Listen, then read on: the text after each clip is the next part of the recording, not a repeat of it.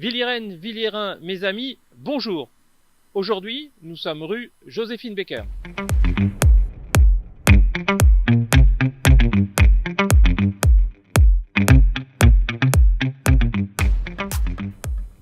Alors, nous sommes donc rue Joséphine Baker, au nord de la cité des Hautes-Noues, sur un espace qui est en vrai une décharge publique à ciel ouvert.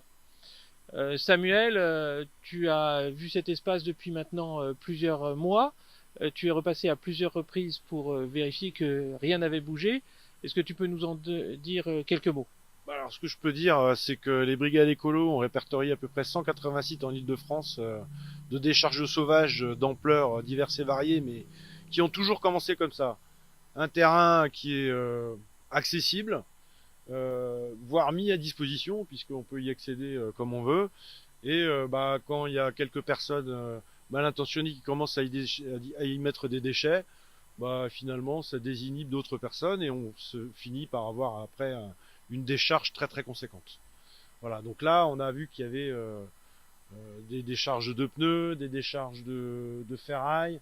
On a un rouleau qui est encore avec plein de câbles dessus, on se demande ce qu'il fait là. Il y a des déchets de chantier qui s'accumulent.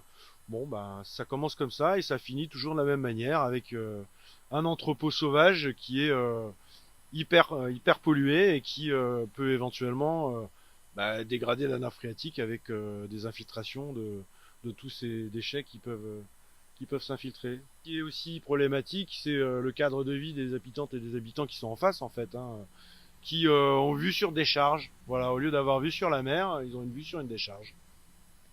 Effectivement, le sujet, c'est aussi le cadre de vie. Les habitants des Hautes-Noues méritent un cadre de vie normal. Ils n'ont pas à subir de vivre sur une décharge à ciel ouvert.